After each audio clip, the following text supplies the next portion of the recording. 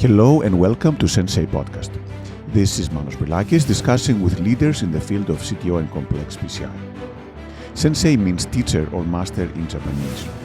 The goal of the Sensei podcast is to help you learn and improve in CTO and complex PCI so that you can become the best that you can be and offer your patients the best possible results.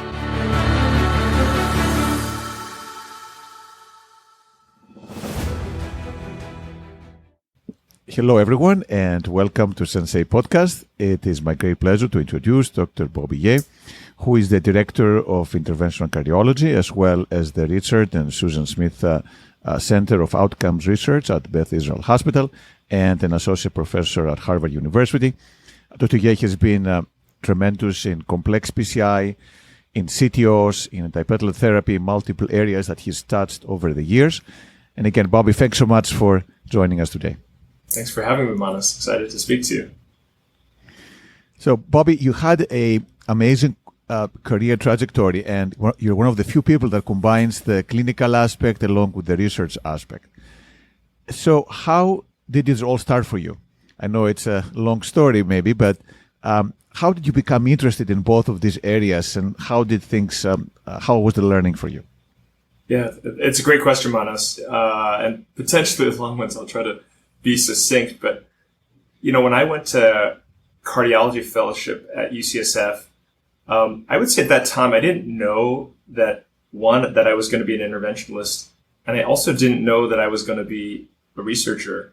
I had always had sort of broad interests and had gone to actually before medical school, went to graduate school in health policy and business, and I knew I had these broad interests that involved policy, data, cardiology, clinical cardiology. And it was probably during my general cardiology fellowship that I realized that procedures were something that I really enjoyed doing and could envision a career in interventional cardiology. But as part of our fellowships, we had to do this mandatory research block. It was really a dedicated year for that. And in the process of doing that year of researching, which I did work on outcomes research using a Kaiser Permanente Northern California data set, I really fell in love with that work. And also took some didactic courses in epidemiology and statistics during that year. And at the end of that research year, I felt like I couldn't walk away from that. In fact, I almost didn't go to interventional cardiology fellowship. And when I first started interventional cardiology fellowship, I hadn't done any clinical work for a whole year, so I felt like a little bit of a fish out of water. And I found myself gravitating toward trying to finish my research projects between cases. And it was that moment that I think I realized that this has to be an important part of my career. Of course, as I got more acclimated in my interventional year, I also realized that had to be an important part of what I wanted to do. And so luckily there were a few mentors out there and other examples of people who had done this sort of combination. And so tried to make it work. And then you moved over into Boston and you worked with HCRI and a lot of things. So how did that help with your learning process? Obviously, Brigham is very well known for the academic part. There's a lot of clinical work that you've been doing, Mass General. How did this play a part in how you learned to become a complex interventionalist? Yeah, it was a really important part, certainly, of thinking about how to develop a research career while being an interventional cardiologist. Laura Morey was an interventional cardiologist at the Brigham at the time, and she was also the chief scientific officer at Harvard Clinical Research Institute, which is an academic CRO affiliated with Harvard. She was the principal investigator of the DAP study, which was just getting off the ground at that time. And when I started my interventional fellowship, I was obviously looking for continued research mentorship out here. And at the MGH, where I was, there really wasn't anybody doing that type of research that I was interested in, whether outcomes research or clinical trials. So I reached out to Laura at that time, and she said, it just so happens that I'm starting this big randomized clinical trial, and I really need somebody to be kind of my partner with this, junior partner who could help, support my efforts as PI. And I said, I'd love to do that. And we just started working together right away. And that was a really instrumental relationship and mentorship relationship that I've had in my career. Laura, who's now the chief scientific regulatory, she's basically the most, highest ranking physician at Medtronic now, but also, was someone who did this really successful joint clinical academic career, and just having her there both in terms of the actual advice that she would give me over time, but also as just an example of someone who could pull off this, what was, somewhat rare combination, I think was really important. And how did the clinical part come in? Obviously, doing all this work, for many people, it would be exclusionary of getting good at PCI, let alone complex PCI and CTO. So how are you able to learn this and kind of put it all together? Yeah. The clinical part came in, I did a year of coronary intervention, which is funny because I look back on that now and I thought, I think I thought I was much better prepared as an attending than I probably was. But somehow, there's this sort of irrational belief that I think you have to have in yourself in some ways to become a competent interventionalist, which I thought I was totally prepared to sort of take on complex coronary intervention when I was an attending after having done, 400 PCIs as a fellow. I didn't really know like the world of complex PCI that I hadn't been exposed to, but I was certainly interested in learning it. And I would go to meetings. I went to a lot of meetings, went to TCT, fellows courses, et cetera. And I would see some of the complex intervention that we weren't doing in Boston, but was being done by people like you, by Bill Lombardi, by people in Asia predominantly. I'd see a lot of those cases. This is 2009, 2010 time period where I don't think CTO was sort of as well developed in the United States as it is now. And I thought to myself, there's no reason why we can't do that here. And there's no reason that, and I have an interest, and I don't think my colleagues have that much of an interest. And I had one great friend and colleague that you know well, Farouk Jaffer, who, more senior than I was, really was my, helped train me when I was an interventional fellow, but he hadn't learned these techniques either. So when I came on staff, we sort of talked to each other. And it's funny because the two of us were the research guys. We were the people on NIH grants, but it also liberated us in a certain way to be people who could scrub in together and do two cases. And, research is flexible. And we have some, financial support to do that. And we weren't as, I think, pressed to sort of generate the volume in our roles and sort of the churn of what clinical cardiology can be. And so it allowed us to take more time to travel down to, Yale and see proctored cases and to invite you, Manos, to visit us. You visited us a couple times. Bill came and proctored us a couple different times during kind of that initial phases when we were learning. And so I think it's funny that people would always say, why are the research guys doing the complex stuff at MGH? But actually, it's not random. It actually is because our careers were a little bit more flexible to allow us to invest the time in training. Plus, we found one another, and I think that was a really good partnership that we had. And then, how did you able to make it thrive and expand it and now move it obviously to Beth Israel? How were you able to balance, I guess, the research component, the clinical component, the complexity of CTOs? Well, I don't think it would be possible without giving up something. I think that you can't be a master of everything. And for me, it was deciding very early on that I was not going to be a peripheral interventionalist. It was deciding at a really important time of the development of the field of structural heart disease that exciting thing was something that I was not going to be a part necessarily, at least clinically, of my career. And those were, I think those are hard decisions. I think it was an obvious decision to be able to do, I would have been like the third structural fellow, ever at the MGH because we had a very early structural fellowship, nationally with Igor Palacios and, et cetera. And those were amazing opportunities that I had to say no to because what I wanted to do was combine research with clinical work, and that necessarily required a narrowing down. And coronary work, I felt like was one of those areas where, because, most patients with coronary disease can be seen by a general cardiologist, and even for complex coronary stuff, maybe they've even been seen by an interventional cardiologist. And by the time they get to you, you can have a practice that is relatively narrow in scope.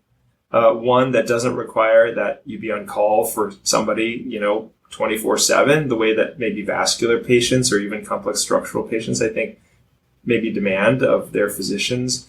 And so that narrow scope, plus the fact that I had a very limited, clinic presence, I did CCU. I was actually the associate director of the CCU at that time, and I did, several weeks of CCU medicine. But all this work, CCU medicine as well as coronary intervention, it can be compartmentalized in a way because what research really requires is the ability to not be interrupted. You need sustained periods, dedicated periods of time, as you know, to write, to think, to be able to mentor. And so this career actually allowed me to sort of compartmentalize the clinical aspects with the research aspects so that I could have uninterrupted time to do both things.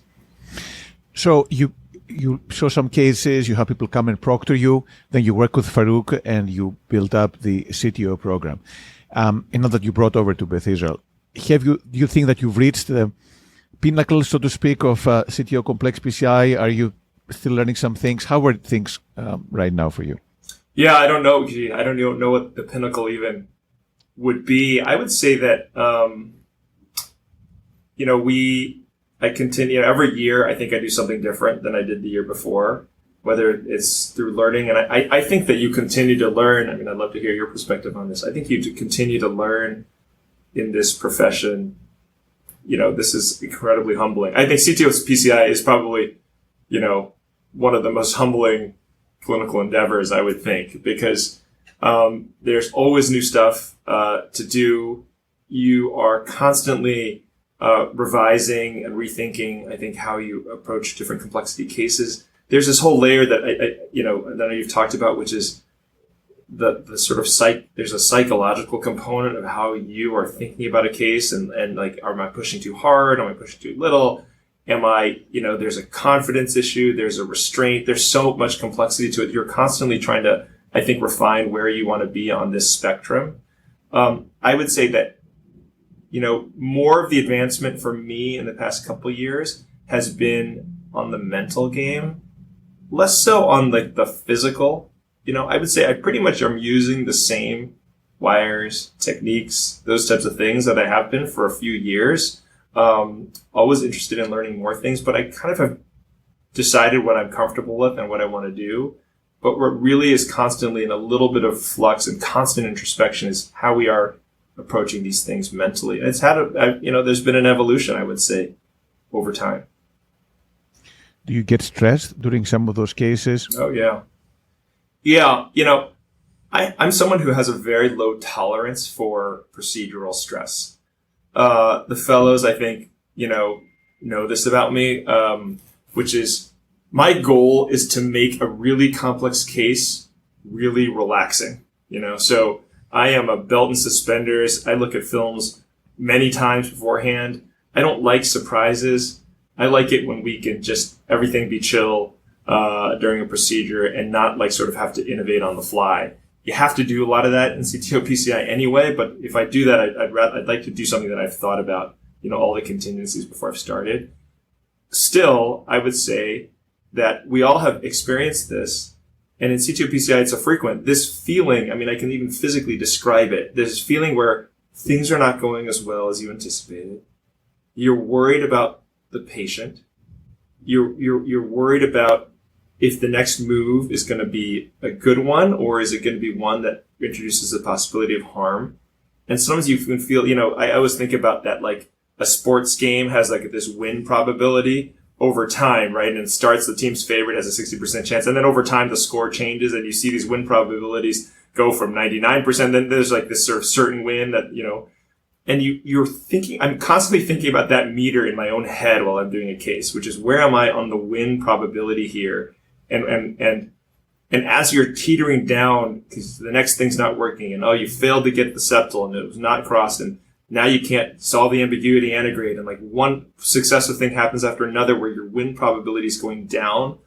I can sometimes feel my own temperature rising. I can start getting hot a little bit and I can feel, and you have to like manage that, I feel like so much of CTO PCI, as you're alluding to, is like managing your own emotions, preventing yourself from getting into tunnel vision, not getting down on yourself. It's easy to get down on yourself in a case that's not going well, which is sort of a fun. So there's so much, I know you've talked about this with other, like with Bill, but there's so much psychology.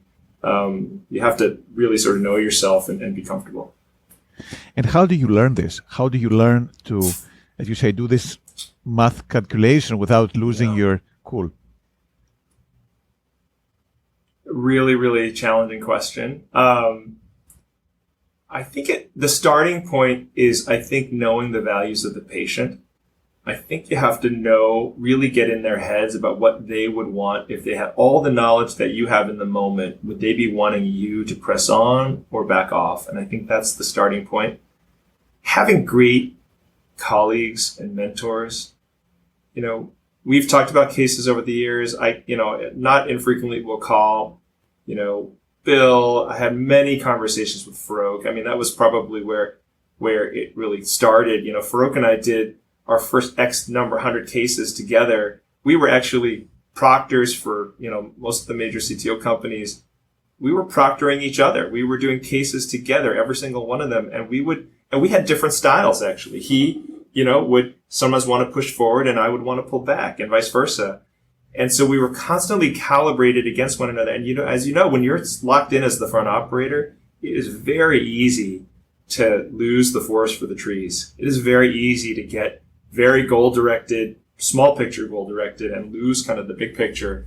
And I think having that for one another for so many, for really several years, and I have that now. I do all of my cases, complex stuff with my partner Hector Tamez, who was I trained as a CTO fellow and then took him on the staff, and he's really developed into a really, I think a really terrific CTO interventionalist, but we have each other now. So I think for me, having a partner, to sort of bounce ideas off, to sort of calibrate has always been an important part of that too. And then how do you handle the cases that you say either don't work out or even worse, you have a complication? Yeah. What kind of tools do you use for those? Yeah. Self-loathing. Is that a tool? It was funny because actually I did, there was a case where it just wasn't going very well and it was like nothing was working. And I think I was just verbalizing I can't believe, just verbalizing out loud, like how disappointed I was in the thing. And our fellow at the time said, gosh, the self-loathing right now is really high. I was like, I know, I'm sorry. Feeling really down on myself right now. It's very hard to manage. Like you have to, one thing is you have to just appreciate that I think it's the hardest thing, certainly the hardest thing that I've done as procedurally. And I think most people who do the full gamut of structural, peripheral, coronary, I think CTO, I'm obviously biased. I think it's the hardest thing we do technically and intellectually. It's so much variability. It's charged. There are safety risks. There are patients who really need it. There's a whole element of like, do I have the data to support what I do? That overlaying a lot of that, which maybe we'll talk about. So I think all of that is like really important to manage.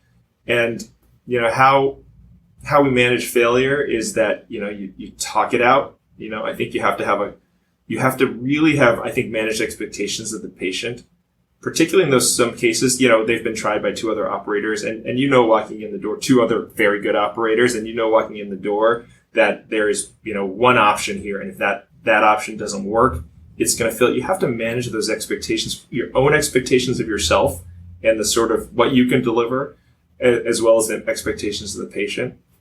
And I think the full transparency early makes dealing with whether it's complication or failure later much easier. Never easy, but easier. I think if it were surprise to a patient or family that what you were doing was, going to lead to potential failure or complication, I think you probably haven't done a good enough job before the procedure started. And how long does it take you to recover? So let's say you have a case where a complication happens. How do you handle that? And is it something you can bounce back really quickly? Do you go through this for a while? How do you handle the complications? Yeah. It can be hard to manage. It depends what the nature of the complication is. I think we manage failure much differently than we manage complications, I think, mentally. I think the very worst thing, the worst feeling is causing a complication and potentially a serious one in an elective. What ultimately, most of the time, the vast majority of time, let's face it, these are elective procedures. And so people are walking in or they're being driven in and they're coming from home And to have that patient suffer a potential serious or catastrophic complication, to me, we should have almost zero or even maybe zero tolerance of that. And so I think I have an exceptionally low tolerance for complications. And I would rather, if you just did a decision analysis on this, how many failures would it take to offset, one complication? Or how many successes would it take to offset one complication? But if you could, you're going to have one extra complication, but you're going to fail, 20 more times. It's a really high number, actually, if you do that analysis, like what the right number is. Like I would take an 85% success rate over a 95 if I could avoid one major complication a year.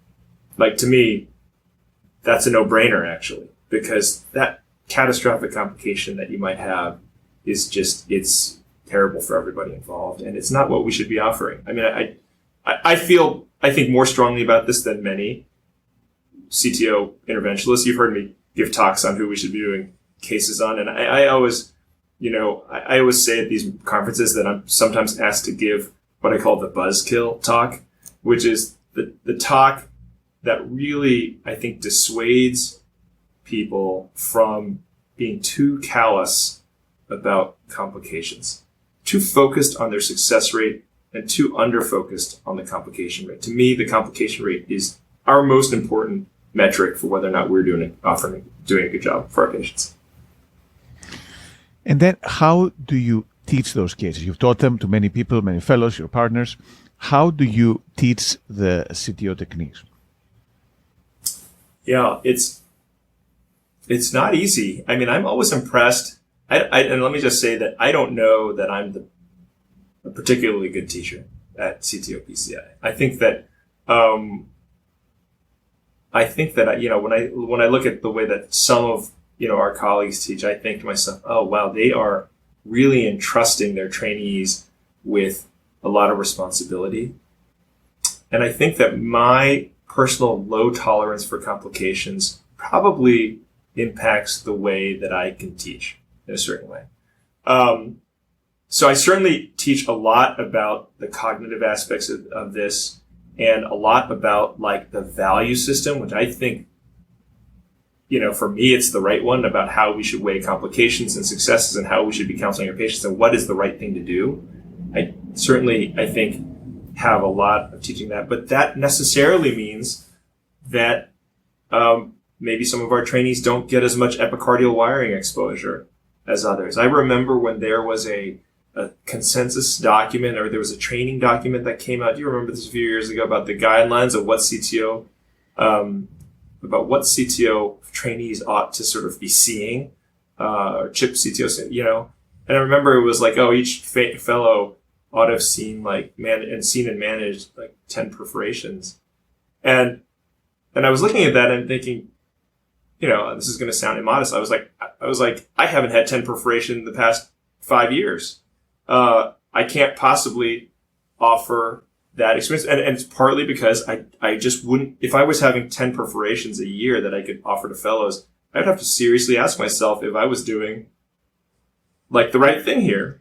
I don't know how many CTO PCIs you have to do to get 10 perforations if your rate is X, but it would be a lot more than I was doing, So, so that's that aspect is difficult about training. I think CTO PCI is one of those things that ultimately you have to be at the front to really know how to do it. And I don't know, we don't have a CTO CHIP fellowship anymore, because when we hired our CHIP CTO fellow the year that we had it, Hector Temez, in that course of that year, then for me, my priorities for the next couple of years was to really have him become excellent. So I needed him to be getting those reps at the front, and I couldn't, give him like more reps to the fellow than to him for those first few years. So so it sort of ebbs and cycles through it. But I do think that one thing is I do think that ultimately you really learn to do this when you become an attending. I think there are some fellowship programs, a very rare couple fellowship programs in the country that can give a CHIP CTO fellow really the full suite of experience to become just basically ready to go the day that they finish their fellowship. But again, even for my own career, this has been an evolution over many years. So I think ultimately you need a lot more time even after your fellowship to really ultimately feel independent and comfortable. Yeah, and I mean, every complex field, it does take time to mature, even with the best training. But is there a profile? Like if you see someone, you say this is going to be a good CTO or complex operator, and this is not. Is there a profile you've distilled in your mind over all these years that you can predict who is going to be good or bad? Yeah, it's a good question. I think that every once in a while somebody surprises you that you thought, oh, I didn't necessarily anticipate that they were going to do it, but it turns out that they are doing it and they're quite good. But often I would say that you know early who seems to be interested. You know, there are the fellows who, they're into the gear. They see you do something maybe, and they ask you a few questions about what it is that you did, or they tried to do something and it wouldn't work, and then you did it and it did work, and they're really, really focused on like understanding the mechanical thing that you did with your hands to make something go. What was different about what I did or you did? There are other fellows who that moment passes and they're sort of on to the next, and it didn't really bother them that they couldn't do that one particular part. There are others who really are clearly trying to learn. The fellows who obviously they go to the conferences, engage and know the wires and are learning about the wires even outside of the cases, or they're learning about the microcatheters. They know the different properties of them. So I do feel like you can learn from just someone's interest. And then secondarily, this is, I think, sometimes an unpopular opinion. I do think that there are differences in physical aptitude. I can't, it's hard to discern whether or not that's someone just coming in with more experience than somebody else. But generally, when you see someone who's just a little bit more comfortable with their hands, just a little bit more facile doing some particular things as trainees, those are the people who I think ultimately go on and show interest. There's some self-selection there. Those people are thinking about it, and they often are the ones who then go on to want to do CTO PCI. And maybe there's some positive reinforcement because we allow them to do more things when they demonstrate a certain aptitude.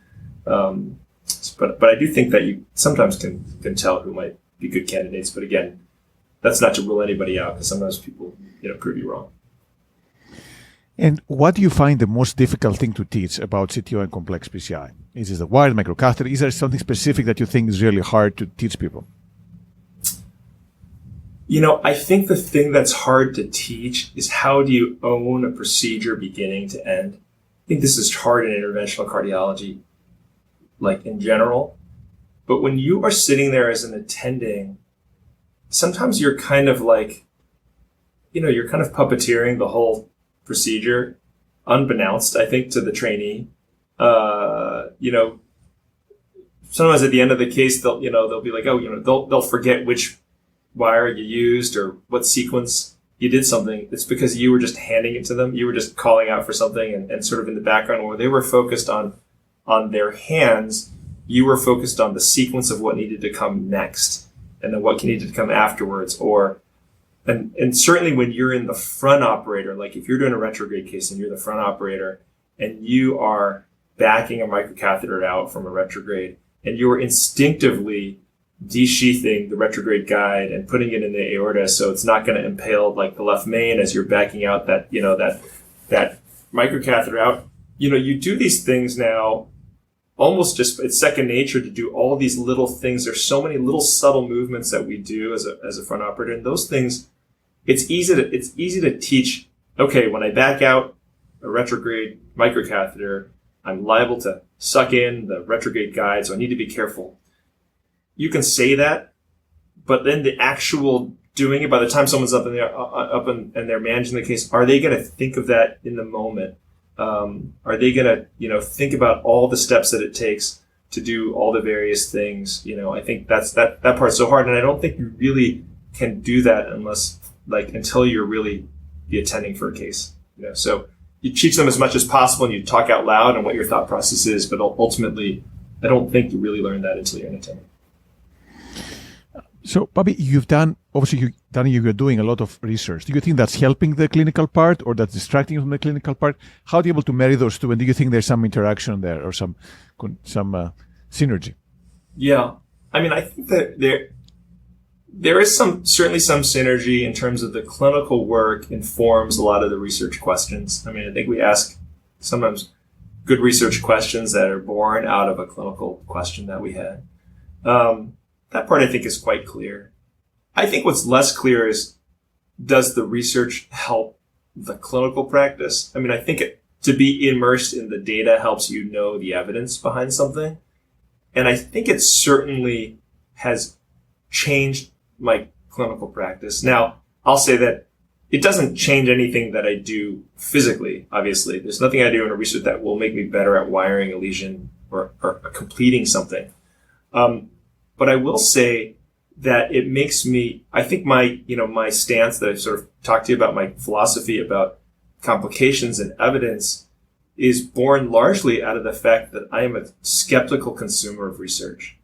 And I'm extraordinarily skeptical about the quality of data that others might use to support their practices in CTO PCI. So for me, for example, we have one good indication for CTO PCI. And that is angina that's refractory to medical therapy. To me, and I've said this in talks before, that's indications 1 through 5 for CTO PCI. And these sort of softer indications, low EF, heart failure, ischemia in the absence of symptoms, obviously. To me, if you can do a procedure perfectly with no complications, okay, have at it. But I don't know a single CTO operator who has no complications. And so once you introduce the idea of a certain constitutive background rate of complications, if you don't have certainty that you're offering benefit, then you have to really question whether or not that's a good thing to offer. So I end up actually, I would say out of every 3 patients I evaluate for CTO PCI, 2 of them I managed medically. And these are patients who have been sent because they're non-invasive or sometimes they're invasive cardiologists. They want to know, sometimes they think maybe CTO PCI is indicated, and you talk to them a little bit more. You realize that they have really sometimes quite mild symptoms, or they have vague symptoms that you're not sure that are really attributable to the CTO PCI. A common one is I feel fatigued. How much do you get this in clinic? I feel very tired. And then you ask a little bit more, and it's like, well, you're fatigued. Is it exertional? Is there an anginal component? And there's not. You have to be really careful about those types of patients and really understanding what benefit that the evidence says you would offer. And I would think that because we're so deeply immersed in research, we have to be skeptical because we're skeptical producers of research. We have to be skeptical consumers, and certainly we have to be skeptical in our application of research because it's what we spend so much of our time doing. And Bobby, what excites you most right now, both clinically or otherwise? It's a great question. I mean, I'm always excited about the potential for innovative new devices. I was excited when we had new devices to treat calcium. I'm going to be really excited when we have drug-coated technologies that we can use in the coronary system. I think they have a lot of application for CTO PCI, where we have these long stretches of diffuse disease. Sometimes we're ballooning. I am excited in complex coronary about evidence that we're generating to evaluate whether or not mechanical support devices are useful for high-risk PCI. I mean, I think that data is going to be really important to our field. So I think we have like a new and recent investment in a lot of data that many of us have been wanting for a while. And so that, I think those are the, ischemia CTO, I'm going to be excited about the findings for that, although, we'll see what it shows. So there's new clinical trial evidence that's going to come out that I'm really enthusiastic about. And those trials support, I think, some of the new devices that we are using, and hopefully we'll have to be able to use. That's on the clinical side. I'm really excited on the research side for work that we're doing in conjunction with the FDA. We do a lot of work here with the FDA about using real world evidence to evaluate cardiovascular devices.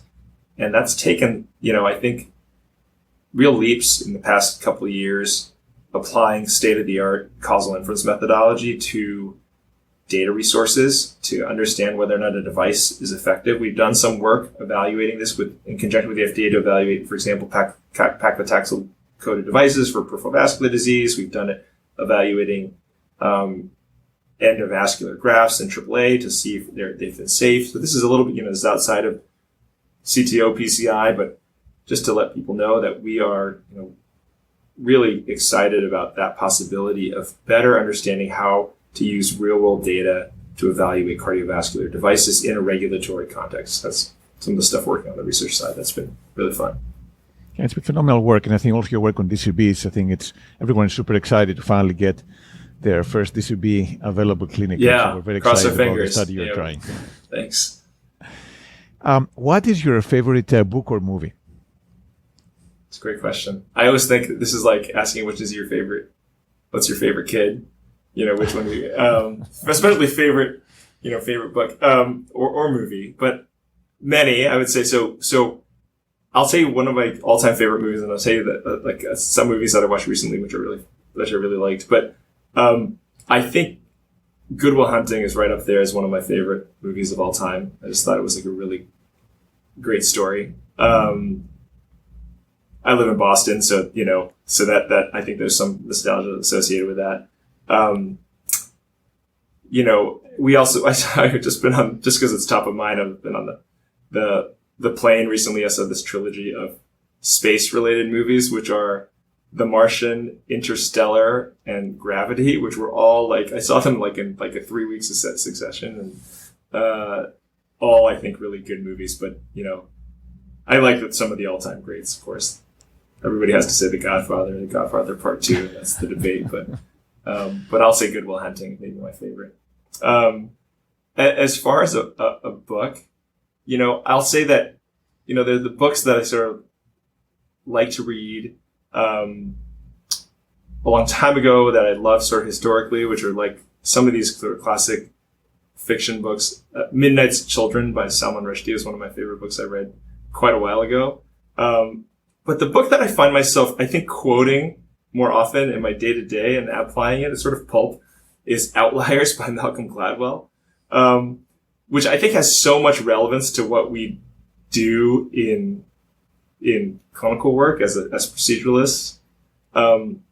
This whole section on this idea of how much you have to do something to be good at it, right? The sort of 10,000 hours concept of practice makes perfect, and how these natural advantages that you have because you just have a little bit more exposure at a certain age, or think about that when we train people. It's like what I was talking about is how do you identify somebody who's going to be a good C2 interventionalist? It's like maybe just a little bit more exposure by that fellow when they were general fellow made you think that they were just a little bit more capable, and then they get a little bit more exposure as an interventional fellow, and then they get a little bit more interested in CTO PCI, and they go to one extra conference, and that sort of unleashes this cascade where they become the people that you identify as being really, good for some reason and attribute some inherent aptitude. But really what they had is some sort of just early advantage. And that was really about, a couple of books in Outliers, a couple of chapters in Outliers were really about that concept. So, yeah. That's a great point. So try to make a good impression in your early days. That's going to go that's right. down your life. That's it's the equivalent of being born in January. There are these things about being born in January, like if you're, this is relevant to my daughter who plays a lot of soccer, where the calendar years determine their club soccer year. And, the kids who are born, like she's born in October, she's at an inherent disadvantage than the kids born in January, February. And something like the Czech national hockey team is composed of people who are all born between January and March. Perfect. Well, some things you don't control, but as far as yourself, how do you keep the balance, and how do you keep yourself strong to do this work, both clinically and the research component as well? Yeah. It's hard. You have to have a lot of stamina. I would say things like you have to have good work-life balance and you have to exercise, but I would be lying to say that I felt like I had good work-life balance and that I was exercising consistently like the way that I know you do. people should know that Manos is just a very disciplined. I mean, I think that sort of discipline that you lead your life with is something that I aspire to. But I think what I do have is a really, great relationship with my wife and my children. And I think that those things, and I just love spending time with our family. I think being able to come home to those things is really important, to be able to have a mental respite. That's something that you value outside of work. But it's hard, as you know, it's a hard business to be in. Burnout, I think, is high. For me, having the research and the clinical stuff helps me balance any one of them. Sometimes research, you can be toiling away. We wrote this, 150-page grant last month, and it was a slog. It was so much time and effort, and it was stressful. Being able to do cases was like my mental respite. I would go to the cath lab, and I would just even during a CTO, like a CTO PCI, sometimes it was my mental break. And even though it inherently was obviously could be stressful, etc., it was stressful in a totally different way that allowed, I think, another part of my brain to kind of just relax. And the same thing, the opposite direction, like a really busy clinical few weeks. Sometimes you need to just be in the office and write a paper or review a paper or work on a grant and have a research meeting. And those, I think, alleviate one another in a certain way. So interleaving, mixing up the different parts comes a long way. Yeah, I think so. And I know you make your family a priority. I know many meetings you don't go because of the family, which is obviously very few people do that. So it's really tremendous. What are you most proud of?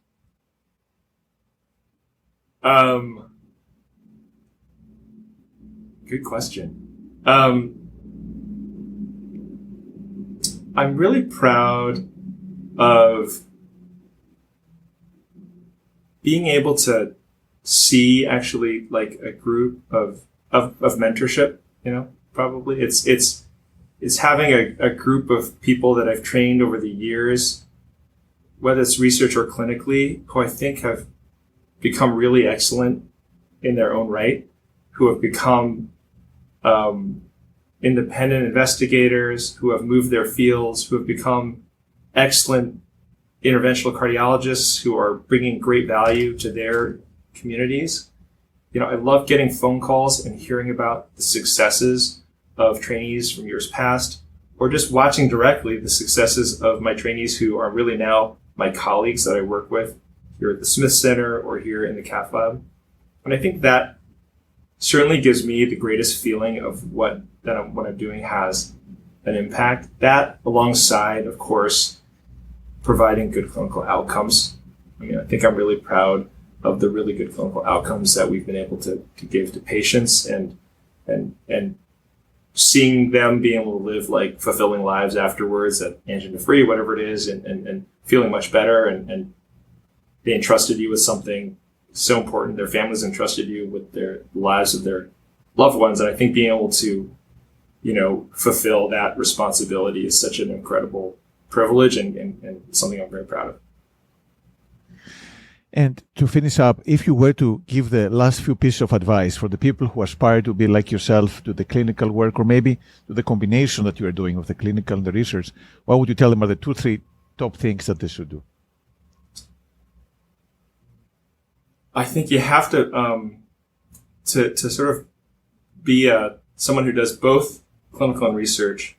You have to really be good at prioritizing things which bring you long-term value. So I talk a lot about this Eisenhower matrix people talk about, which is every task you have can fit along 2 axes, which are urgency and importance, the 2 axes. And there are things which are highly important and highly urgent. That's like a really important clinical issue with a patient's life at stake. There are things that are low urgency, low importance. Obviously, you shouldn't prioritize those, but the harder parts are the low importance, high urgency, and balancing those against the high importance, low urgency. And this is particularly true when you're trying to balance a research and clinical career, because research things, if it's important to you, they're important, but they are never necessarily urgent. apart from like a grant deadline or a paper deadline. But most of the time, research is not urgent. And it's, I think, the single reason why people who have busy clinical careers, which is full of urgent matters, don't pull off successful research careers, because they have trouble balancing those two things. And so you always have to keep an eye on the ball of that urgency and importance axis, and make sure you're prioritizing things that are important to you, but don't necessarily have time urgency. That takes discipline. It takes planning. It takes a lot of prioritization and some introspection. And so I don't know if that was a list of 3 things, but that's probably my greatest recommendation, is to really think about how you're putting things in your own mind, the things that you're asked to do on those axes. Perfect. Well, Bobby, again, thank you so much for sharing your insights on how to do the PCI as well as the research part. Again, very valuable for everyone involved, including myself. So again, thank you so much. It's been great talking to you, and excited to keep on working with you, and see you at the next meeting. Thanks, Manas. It was a lot of fun.